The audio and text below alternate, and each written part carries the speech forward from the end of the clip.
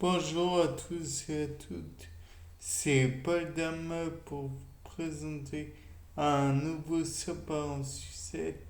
Et donc ce matin, j'ai fait un sapin en sucette pour dire que j'étais 35 minutes debout, bon, en semi-verticalisation plutôt. Et donc là, je me suis dit, bon, 35 minutes, c'est pitoyable, faut dire. Et j'avais besoin de compléter ça avec quelque chose qui valait un peu la peine d'être déclaré. Donc j'ai fait 3h25 par la suite pour compléter ces 35 minutes. Ma foi, tout à fait lamentable.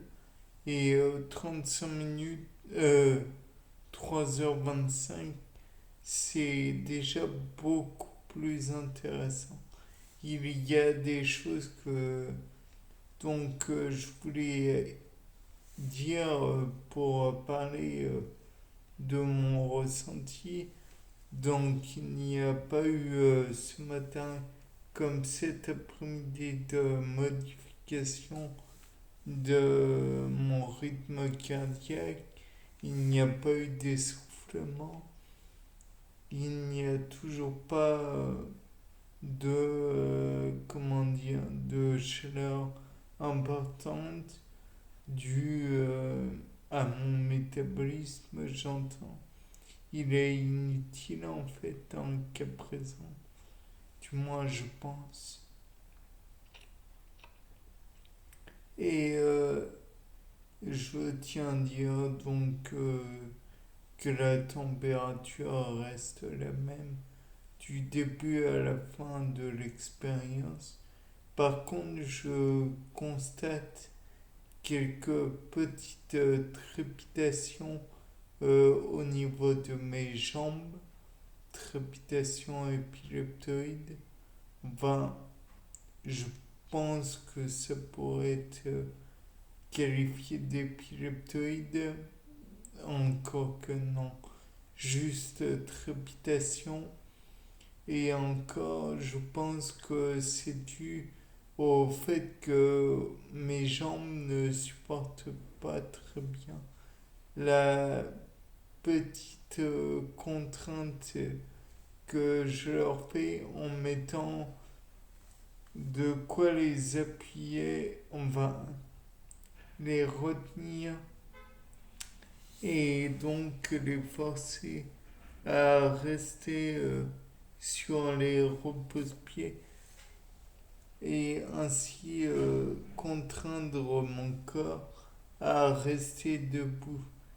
Certes, on pourrait se demander quel genre de torture je me fais supporter, mais ce n'est en aucun cas une torture. Et de plus, je tiens à dire que c'est de mon plein gré. Après tout, le but de la verticalisation est que je reste debout. De plus, cette verticalisation, c'est moi qui la décide, c'est moi qui me force, entre guillemets, à la supporter et je veux redevenir bipède, me déplacer sur deux jambes. Or, si je ne fais pas la verticalisation, je ne sais pas si je pourrais redevenir bipède un jour. Si l'on n'essaie pas, on ne peut pas se voir. Donc j'essaye et je saurai. Peut-être même serai-je surpris de voir les résultats. Donc dans le cas présent, je me contrains moi-même à supporter cette verticalisation Et je pense qu'au bout d'un moment, celle-ci se verra récompensée.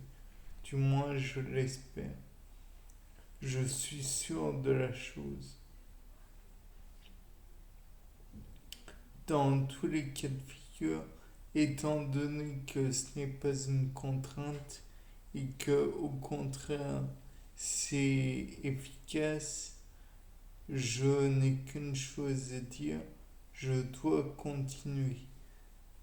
Donc finalement, il y a des petits tressaillements de mes jambes, mais étant maintenues, elles ne peuvent pas se retirer. De plus, le fait est que si c'est un peu trop difficile, je sais que les aides-soignantes seront là pour m'aider. Après tout, j'avais la sonnette juste sous la main pour le cas où. Donc, au risque de me faire peut-être gronder. Et puis le fait est que comment dire, la verticalisation est très importante. Comme vous le savez, avec la verticalisation, même si je n'augmente pas la température du corps, j'imagine que on pourrait tout à fait, comment dire, mettre ou faire l'expérience avec un tube en U. On prend un ensemble de corps gras, on le met de façon disparate dans un tube, dans le tube en question, on y ajoute des protéines et des enzymes et je suis sûr que ces enzymes, si elles sont du genre ligase et qu'elles permettent la relation entre les protéines et le corps gras, si elles, cela pourrait donner de la myéline. Et la myéline, donc, par votre conséquence, c'est ce qui me manque. Enfin bon, vous le saviez de toute façon. Et je tiens à dire que par cette expérience, je veux prouver que je peux reformer de la myéline, ou plutôt que mon corps peut la reformer plus aisément. Après, il y a tout un tas de phénomènes que je ne peux pas forcément, euh, comment dire, contrôler. Bien, c'était Paul Dame pour ce nouveau Spa en sucette. Au revoir.